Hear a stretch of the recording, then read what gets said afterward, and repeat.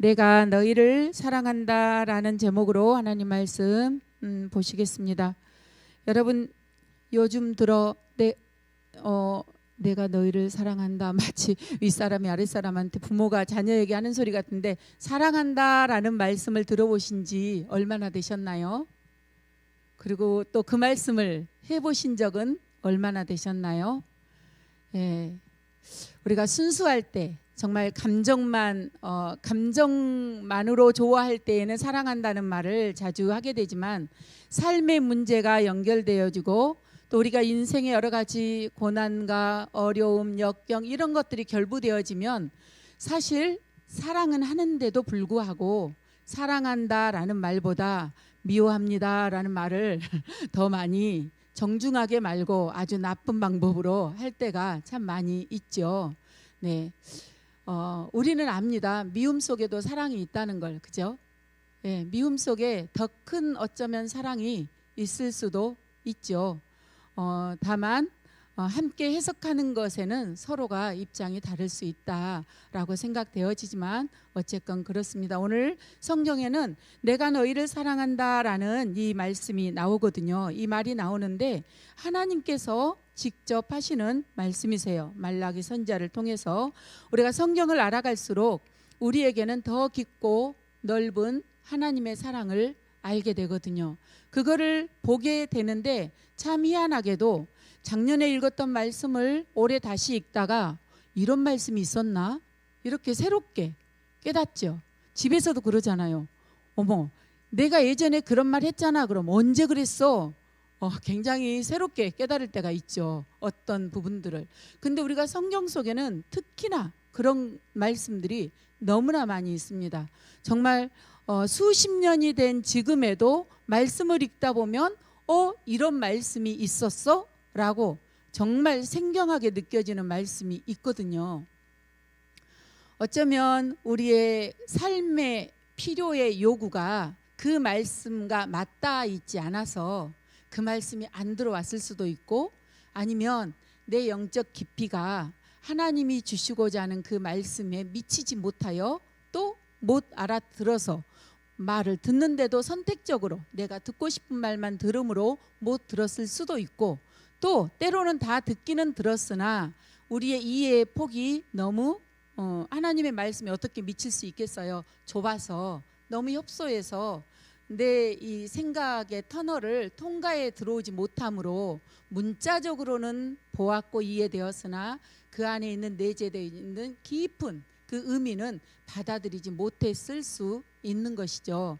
자, 우리가 하나님의 사랑을 말씀을 통하여서 새롭게 깨달을 때마다 그때 오는 감격은 정말 말할 수 없이 커요. 그러니까 늘 알았던 말씀을 또 듣는 것, 또 아는 것도 은혜이지만 늘 알고 있다라고 느꼈던 말씀 속에서 갑자기 새로운 깨달음이 왔을 때 우리는 그때 전율을 느끼기도 하고요. 굉장히 감동을 또 받기도 하죠. 그러나 이거는 이제 아주 좋은 부분이기도 하지만 살짝 위험하기도 합니다. 왜냐하면 우리가 문서를 읽을 때는 문서는 그냥 사실 자체로 읽는 거잖아요. 그런데 하나님의 말씀을 내 감정이 동하면 은혜고 감정이 동하지 않으면 은혜가 아니고 이거는 조금 위험하죠. 기준이 나에게 있기 때문에. 그러나 우리가 연약한 존재이고 한계가 있는 존재이기 때문에 나에게 이해되어지고 해석되어지고 받아들여지는 정도밖에는 감동하지 못한다라는 측면에서 이제 이런 내용을 말씀드리는 것이죠. 자, 하나님의 사랑의 은혜의 감격을 알기 때문에 우리는 기도하면서 말씀을 읽으면서 늘 기도하죠. 또 구하죠. 하나님의 음성을 들려주세요. 하나님의 뜻을 깨닫게 해주세요. 그리고 그 은혜 안에 나를 좀 초청해 주세요. 그 은혜 속으로 내가 잠기게 해주세요. 우리가 기도하게 되잖아요. 그 큰 사랑을 날마다 매 순간 느낄 수만 있다면 얼마나 감사하겠습니까? 그죠? 예, 그런 우리가 되었으면 참 좋겠습니다. 말씀으로 신뢰하는 것이 가장 큰 은혜이지만 정말 수시로 하나님이 이런 은혜의 자리에 우리를 초청해 주시면 너무나 큰 감사가 아닐 수가 없죠. 오늘 본문에 보니까 이스라엘 백성들을 향해서 하나님께서 내가 너희를 사랑한다 라고 이렇게 고백을 하시거든요. 여러분 고백을 하셨는데 차였던 기억도 있으시죠? 왜냐하면 예전에 사랑했던 그 사람하고 결혼 안 한 사람은 또 이런 기억이 있잖아요. 그죠? 지나가려고 했는데 군데군데 웃으시네. 네. 지금 함께 있는 그분을 가장 사랑하시는 거 맞잖아요. 그죠? 네, 웃어도 됩니다. 그 하나님께서 내가 너희를 사랑한다라고 이렇게 하시는데 놀랍게도 이스라엘 백성들이 뭐라고 답변을 하냐면 거절, 보이콧을 하는 거예요. 아니요, 하나님 그 사랑 저 받아들일 수 없어요. 언제 우리를 사랑하셨어요? 하나님이 우리를 어떻게 사랑하셨는데요? 네, 우리가 뭔가를 이야기를 했는데 언제, 어디서, 어떻게 이렇게 따지듯이 지금 하나님께 묻는 거예요. 하나님이 날 사랑하셨다고요? 어떻게 사랑을 보여주셨어요? 나 이해할 수가 없는데요. 받아들일 수가 없는데요. 언제 사랑하셨죠? 어떻게 했어요? 진짜 놀라운 장면이 아닐 수가 없어요. 성경 속에서. 자, 이스라엘 백성들에게 도대체 무슨 일이 있었기에 이렇게 이런 모습을 보이고 있는 걸까요? 말라기는 느헤미야, 에스더, 우리가 잘 알고 있는 학개, 스가랴 이런 선지자들과 동시대의 선지자거든요. 말라기 선지자가. 자, 그러면은 이제 우리가 성전을 놓고 기도하실 때 에스라를 통하여서도 함께 시간을 보내며 기도하며 왔고, 느헤미야 설교를 통하여서도 함께 이 성전 문제를 앞에 두고 기도하면서 여기까지 왔어요. 그래서 에스라, 느헤미야가 누구인지는 너무 잘 알 수 있어요. 왜냐하면 우리가 주일날에도 계속 설교를 또 느헤미야 같은 경우는 하셨기 때문에.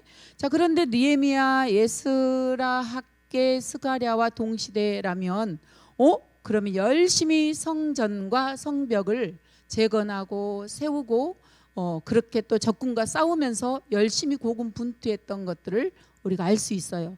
자, 이렇게 열심히 고군분투하며 성전을 재건하고 성벽을 다시 쌓고 했었는데 이제 그것이 다 끝났거든요. 그러면 이제 무엇을 기대하죠? 여러분, 하나님을 향해서 열심히 헌신하고 봉사하고 또 때로는 헌금도 크게 하실 수가 있고요. 그리고 나면 우리가 그러면 안 되지만, 안 되는 걸 알지만, 그러나 뭘 기대해요? 그 다음에 조금 뭐 좀 주실까 하고 기대하게 되잖아요. 이스라엘 백성들이 조금이 아니라 아주 많이 기대를 했어요. 이제 시온의 영광이 임할 것이라고 생각했던 거예요. 예전 다윗 시대. 지금 이들은 포로로 잡혀갔다가 돌아와서 성전과 성벽을 다시 세워서 내 집이 이제 복구가 됐다고 생각하게 된다면 얼마나 그들의 그 감동이 컸을지는 상상을 초월하죠. 예. 우리가 일제로부터 독립되어지고 해방되어진 그런 것보다 이거는 더 커요. 왜냐하면 이들의 그 식민 통치는 우리하고는 비교할 수가 없습니다. 네.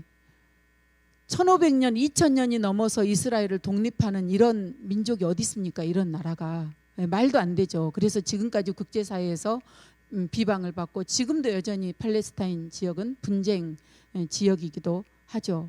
이스라엘은 우리 땅이야, 하나님이 주셨어. 무슨 소리야, 우리가 살고 있었는데 1500년 동안 어디 갔다가 나타나서 이제 와서 우리 거 내놓으래. 말도 안 되는 일 아니에요.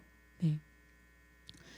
자, 이렇게 동시대에 이제 모든 것을 다 재건하고 난 다음에 시온의 영광을 기다리고 있어요. 다윗의 영광을 기다리고 있어요. 어쩌면 다윗의 영광이 아니라요, 그보다 더 큰 것, 메시아가 오셔서 이제는 우리로 정말 완전히 하나님께 속한 백성임을 나타낼 것이다 라고 생각을 하고 있었던 거죠.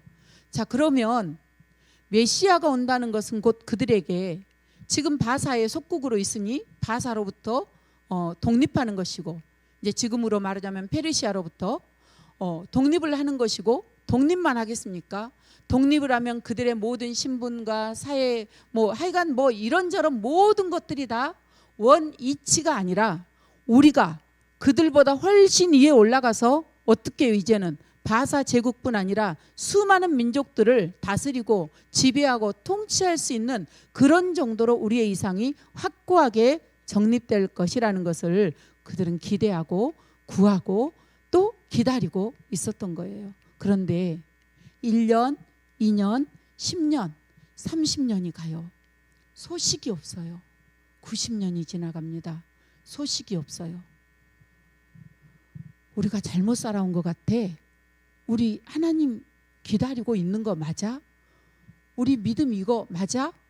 분명히 예배를 드리고 제사를 드리고 이렇게 하고는 있었지만 그들은 하나님을 향한 신뢰가 점점점 무너지기 시작합니다. 그러니까 하나님에 대한 신뢰가 좀 바뀐 거죠. 어떻게요? 그냥 우리의 삶에서 우리가 잘 살면 되는 것 같아. 어떻게? 우리의 유익을 위해서 행포를 일삼아도 돼. 축첩을 해도 돼. 그것이 제사정으로부터 백성에 이르기까지 내가 이익이 된다면 그까짓 거 좀 사기치면 어때? 그리고 가난한 자들, 저들 저 무지한 사람들 모르잖아. 그러면 저들 속여서 또 그 억울함을 이용해서 나의 것으로 우리의 것으로 만들면 되지. 이렇게 점점점 힘의 논리로 세상과 이제 타협하며 그렇게 살게 된 것이죠. 자, 이 말라기는 수많은 소선지서가 마찬가지지만 말라기는 바로 그런 그들에게 경고하는 말씀이거든요. 자, 그런데 이제 경고를 하는데 뭐라고 경고를 해요? 그 첫 마디가 이 말씀이셨어요. 내가 너희를 사랑한다. 여러분, 경고를 하는데 이렇게 경고하는 거 있어요? 여러분 이렇게 해보신 적 있으세요? 이제 예배 드리시고 은혜 많이 받으시고 자녀를 이제 야단은 쳐야 되겠는데 은혜를 받았어요. 그래서 이 자녀를 아주 건강한 방법으로 아주 은혜로운 방법으로 야단을 치고 싶어서 가끔 좀 흉내 내본 적은 있으시죠? 흉내. 야, 내가 너를 사랑하는데 잠깐만 이야기 좀 하자. 그러다가 금방 분위기 바뀌면 막 다시 화내고 울구락 불구락 할지라도 그런 시도는 좀 해본 적이 점점 있잖아요. 종종. 그죠? 뭐 얘들뿐 아니라 남편과 아내 부부 가운데도 그런 적이 있잖아요. 그런데 여기서 하나님이 그렇게 흉내내는 것이었을까요? 아니죠. 우리가 너무나 큰 잘못을 저지르고 도무지 감당할 수 없는 그런 일들을 범했는데 하나님이 뭐라고 하냐면 나를 향해서 오셔서 영자야, 준자야, 자자 없나요 또? 자야 이러면서 내가 너를 사랑해 라고 오신 거예요. 내가 너를 사랑해. 사도 바울은 자기가 죄인 중에 괴수라고 했잖아요. 여러분 언제 하나님 앞에서 죄가 많이 느껴지세요? 내가 정말 죄인이에요 하나님, 이게 정말 많이 느껴진 적 언제세요? 여러분들도 아마 요즘은 유튜브가 워낙 뭐 모두에게 열려 있어서 잘 아실 수 있는, 정말 제가 너무너무 좋아하고 제 혼자요. 그분을 알아서가 아니라 제가 혼자 좋아하고 사랑하고 그분의 말씀을 다 받아들이고 싶은 김기성 목사님이라는 분이 계세요. 그분이 사도 바울을 그렇게 말씀하시더라고요.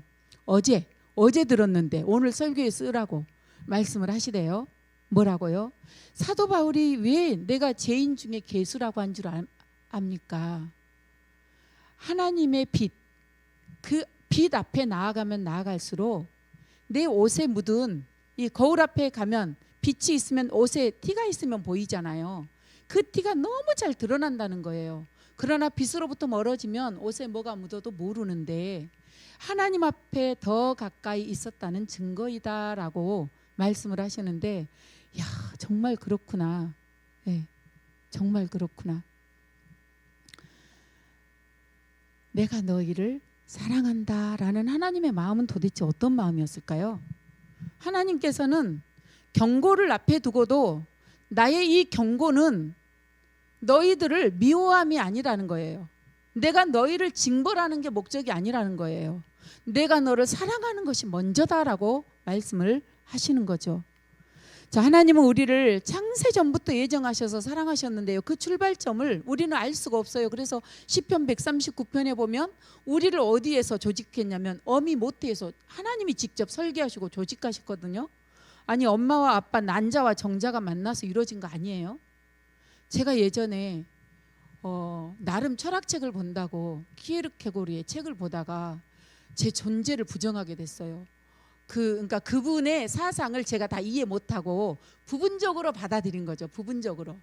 존재가 너무 제약 덩어리인 거예요. 아, 제약 덩어리인 내가 살아서 뭐 하나.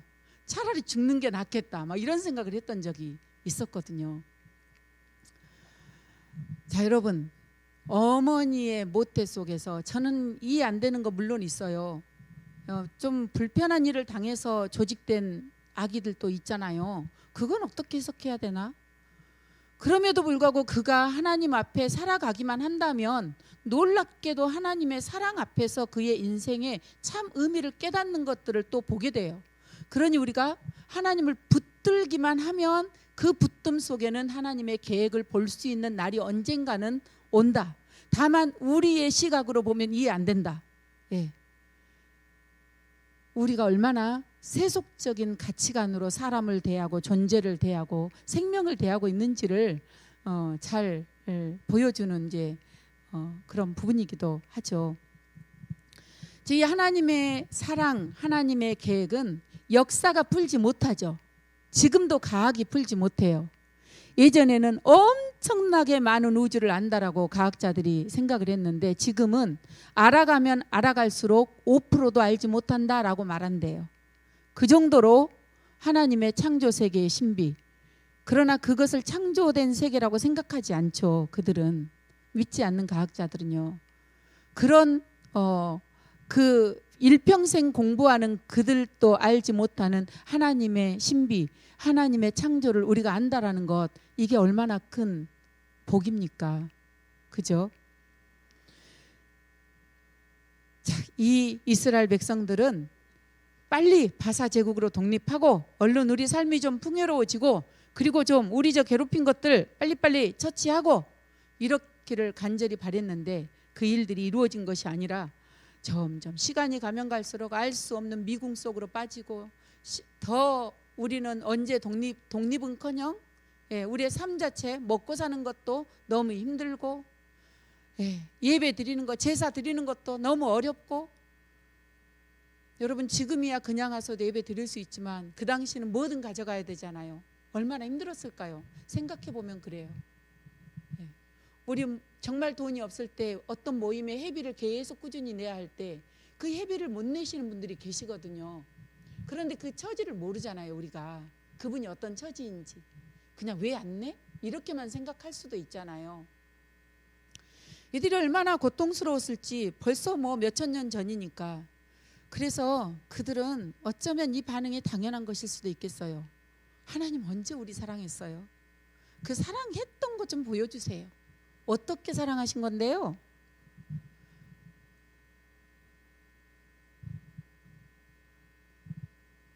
여러분 가정 안에서 이 말 들을 때 제일 힘들지 않으십니까?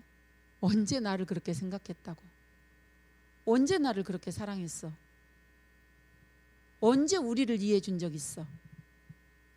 그러니까 나의 물론 그것을 다 진정하다라고 볼 수는 없지만 나의 진정성이 의심받는 상황, 배척당하는 그런 상황들이 있잖아요. 우리가 살다 보면 나도 하고 너도 하고 어떤 한쪽에서만 하는 게 아니고 그럴 때 참 그게 다가 아니었는데 그게 마치 전면에 나서서 모든 것이 그냥 이렇게 반응을 주고받고 할 때 너무 어렵지 않아요?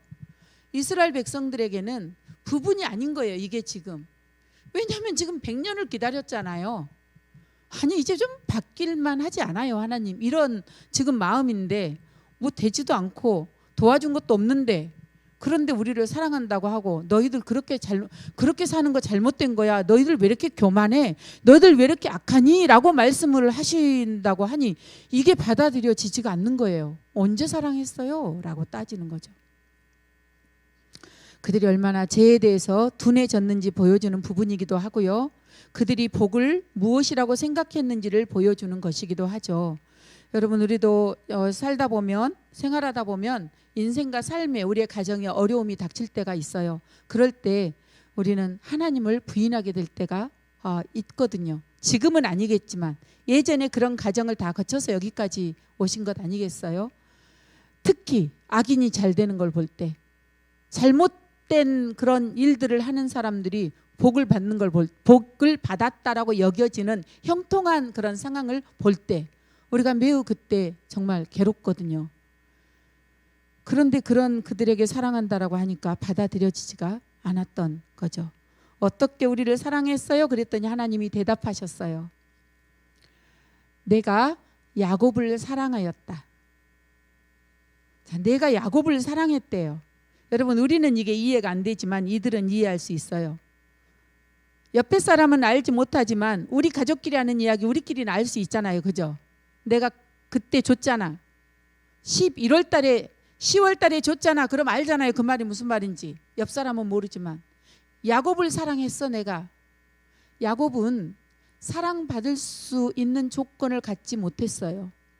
왜냐하면 그는 가장 근본적인 것, 장자가 아니었거든요.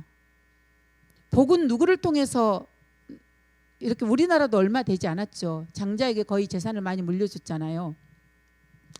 차자는 이 시대를 기뻐하고 막내는 더 기뻐하고 장자는 조금 아쉽고 뭐 시대가 그러기도 하지만 장자가 아니기 때문에 하나님의 그 복을 받을 수 있는 그런 대상이 아니었어요.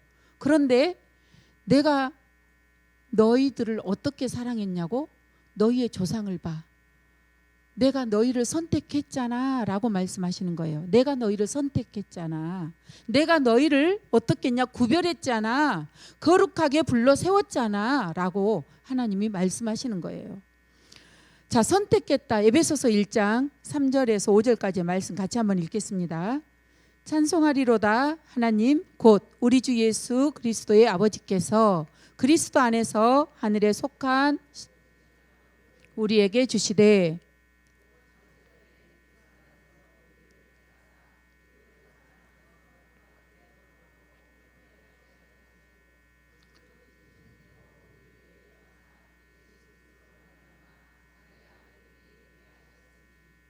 아멘.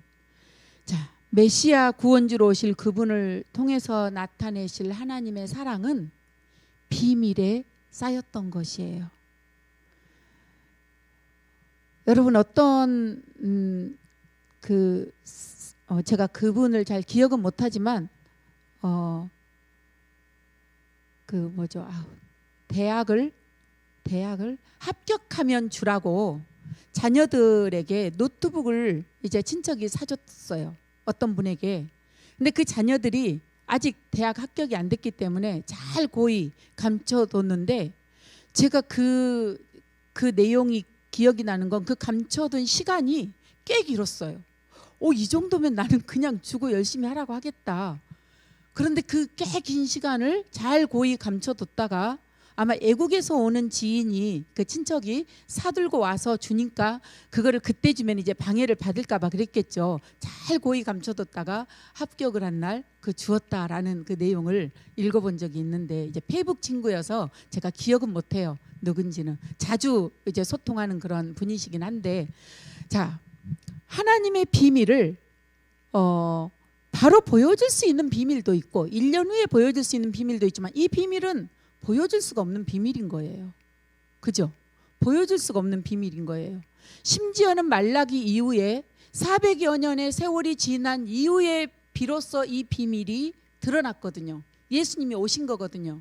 그러면 말라기 시대에 살고 있는 그 사람들이 그렇게 기대하고 바라면서 하나님이 어디 있어요? 무슨 우리를 사랑했어요? 그 100년밖에 안 된 거예요. 예수님 때로 돌아가면 500년을 기다려야 되는데 100년밖에 안 기다린 거죠. 상상할 수 없어요. 하나님의 그 계획 앞에 우리가 인생을 돌아보면 그래서 저도 가끔 생각하거든요. 몇 세대 후에 받아야 될 복도 있겠구나. 몇 세대 후에 내가 죽고 우리 자녀가 죽고 그 다음 손자녀가 죽고 그때 받아야 될 가문의 복도 있겠구나. 이 생각을 가끔 한 번씩 해봐요. 근데 사실 또 한편으로는 이래요. 아니 뭐 내가 죽었는데 받으면 뭐해? 나도 안 받았는데 그 후대가 안 받는다 한들 뭐 무슨 의미가 있지? 이런 생각이 또 들 때도 있어요.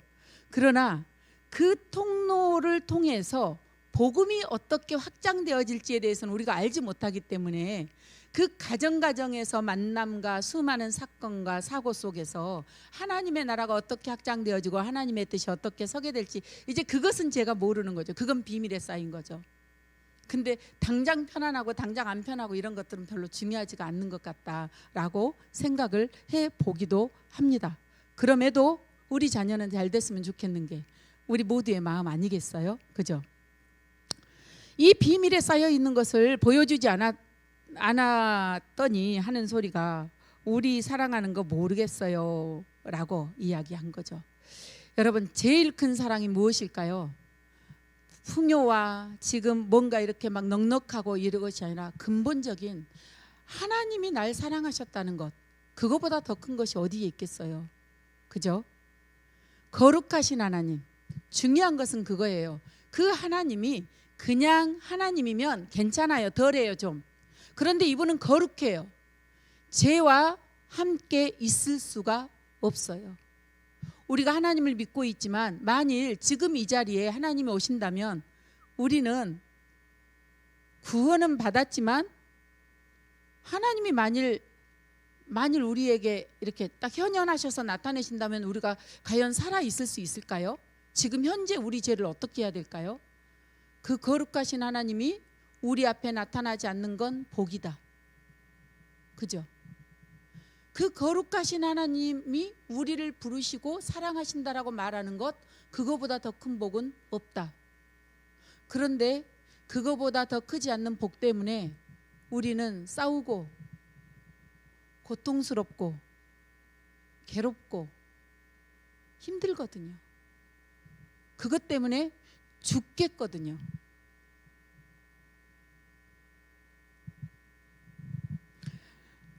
자, 그 하나님이 우리를 사랑하신다라는 그 사랑, 내가 야곱을 더 사랑했어, 야곱을 선택했어, 그 말은 곧 다시 말해서 내가 너를 선택했어 라는 말씀이시잖아요. 여러분, 한번 자기 자신에게 그렇게 가슴에 손을 얹고 하나님의 말씀으로 대신해 주시겠어요? 내가 너를 사랑해. 자, 자신의 이름을 넣어서 한번 해보겠습니다. 내가 너를 선택했다. 내가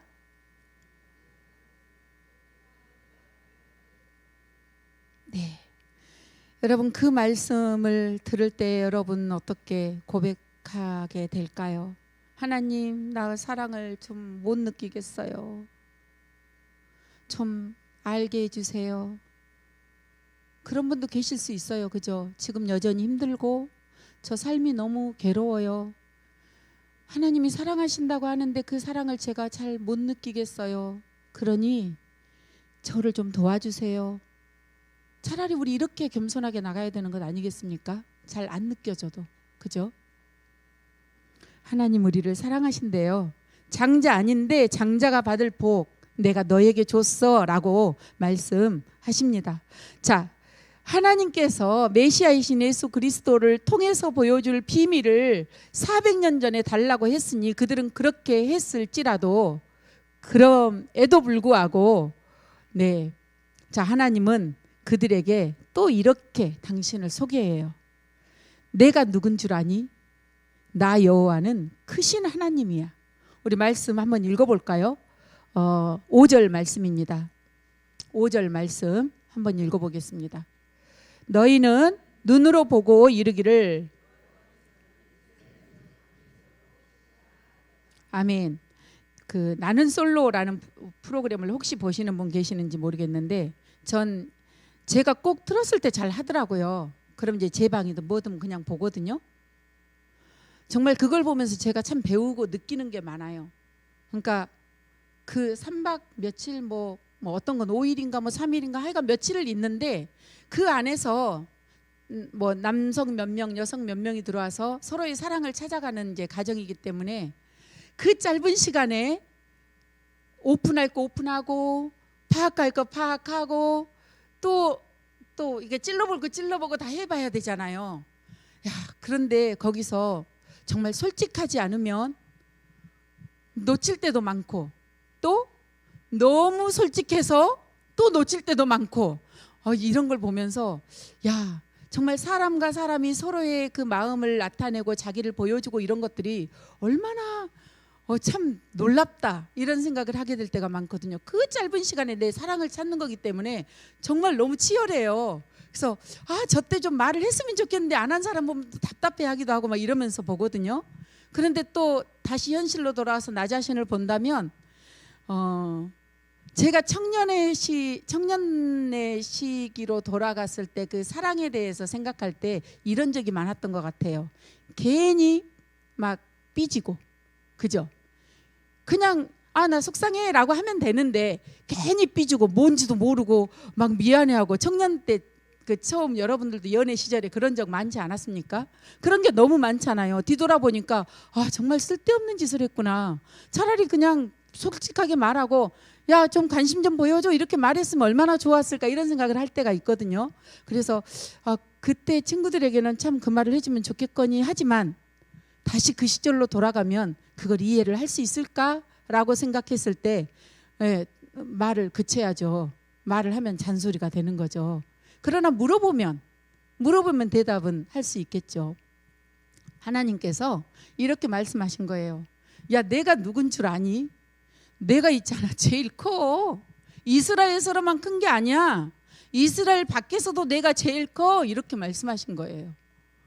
아니, 사랑 고백이 진짜 그 솔로에서도 뭐를 하냐면 나중에 자신이 뭘 하고 있는지, 직업 이렇게, 그럼 그때 막 어필을 해야 되잖아요. 유학을 갔다 왔든지 또 자기가 어디 학교를 나왔다든지, 아니면 자기 좀 재산을 가늠할 수 있는 그런 것들 있잖아요. 내가 의사라든지 이런 식으로 자기를 표현하는 이제 그런 때가 있거든요. 근데 하나님이 애기도 아니고요, 그 이스라엘을 설득해야 될 그럴 분이 아니잖아요. 그런데 하나님께서 그 이스라엘에게 야, 너희 지금 바사 제국에 그 식민지로 살고 있는 거, 속국으로 살고 있는 거 너무 고통스럽지? 너 너무 힘들지? 너 그것 때문에 죽겠지? 근데 그들보다 내가 더 크거든? 이렇게 말씀하시는 거죠. 여러분, 무엇이 내 삶에서 가장 큰 고통처럼 여겨지는 것이 있습니까? 하나님은 지금 말라기 선지자를 통해서 이스라엘에게 경고로서 하시는 말씀인 거예요. 경고로서 이런 놀라운 사랑을 베풀어 주시는 거예요. 우리에게 하나님이 동일하게 말씀하시겠죠. 동일한 사랑으로 보여주시겠죠. 내가 제일 커, 걱정하지 마 라고요.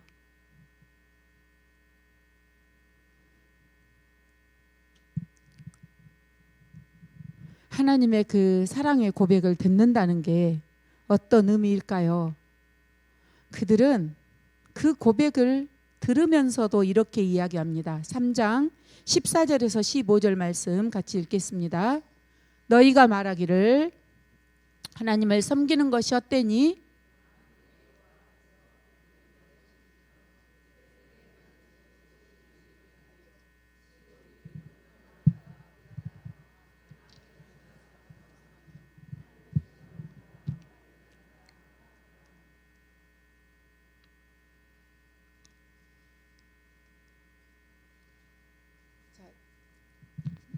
이스라엘 백성들이 이야기하는 거예요. 하나님, 그렇게 말해도 소용없어요. 소용없어요. 하나님, 늦었어요. 100년이에요. 지금 100년, 90년이 넘었다고요. 그게 말이 된다고 생각하세요? 하나님 말씀 듣고 섬겼는데 우리 다 지금까지 헛짓거리 했어요.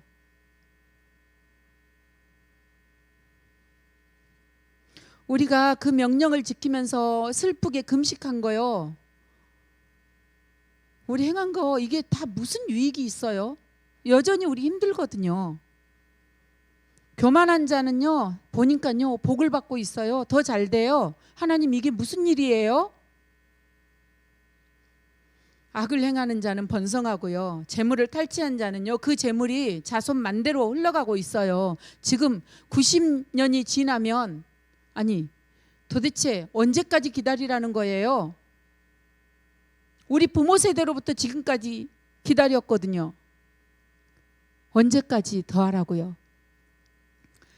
하나님을 시험하는 자가 오히려 화를 면한다라고 말을 해요.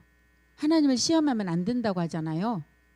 그런데 하나님을 시험한 자는요, 이러면 벌 주나 봐라. 야, 한번 해봐. 벌 주나 봐봐. 이렇게 악을 행하면서 이익을 취한 자를 하나님이 벌을 안 주신다는 거예요. 무너졌다는 거죠. 내 마음이 억장이 무너지고 있는 거죠. 우리가 슬프게 막 하나님 혹시 우리 죄 때문에 그런가요? 내가 잘못했어요. 죄를 애통하면서 슬프게 금식했는데 다 소용없어요. 하나님 다 헛거예요. 자, 혹시 여러분 이런 항변 우리는 하고 있지 않나요? 하나님 나 사랑하는 거 맞아요? 정말 이렇게 말씀드리고 싶을 때 많지 않습니까? 우리의 삶이 고통스러울 때 우리는 이렇게 이야기합니다. 이스라엘 백성들만 그런 것이 아니고요. 이스라엘 백성들에게 대답하셨던 것처럼 지금 여기에 있는 우리에게도 하나님이 대답하셔요. 말라기서 1장 2절 다시 한번 읽어보겠습니다. 여호와께서 이르시되 내가 너희를 사랑하였노라 하나 너희는 이르기를 주께서 어떻게 우리를 사랑하셨나이까 하는도다.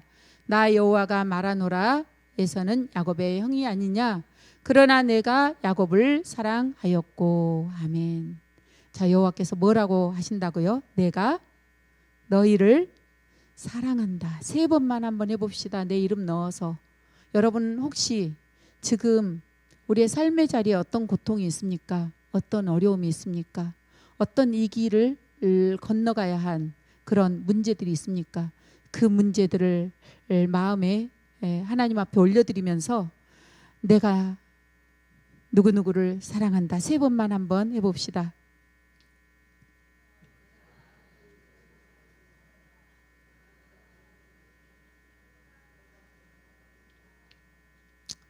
아멘. 자, 우리는 사실 하나님의 사랑을 잘 모를 때가 더 많죠. 어떻게 알겠습니까? 그죠? 그분의 그 강대하심을 어떻게 우리가 다 알겠어요? 그런데 에서보다 줘야 될 사람에게 주지 않는 사랑을 우리에게 주신 것과 같은 선택받을 수 없는 우리를 선택해 주신 그것이 바로 하나님이 우리를 향하신 사랑이거든요. 거룩한 자리에 설 수 없는 자를 불러서 초대해서 흰 옷을 입혀서 예수 그리스도로 옷 입혀서 우리를 그와 함께 거하게 하신 것, 이것이 하나님의 사랑이거든요. 성령 하나님께서 그래서 우리 안에 내주에 계시거든요. 눈에 보이면 우리는 살 수 없지만 눈에 보이지 않으므로 우리가 여전히 살 수 있거든요. 이것이 얼마나 감사합니까? 감춰진 사랑을 보여주시는 것, 그것이 곧 진정한 사랑이라는 것을 고백할 수 있습니다.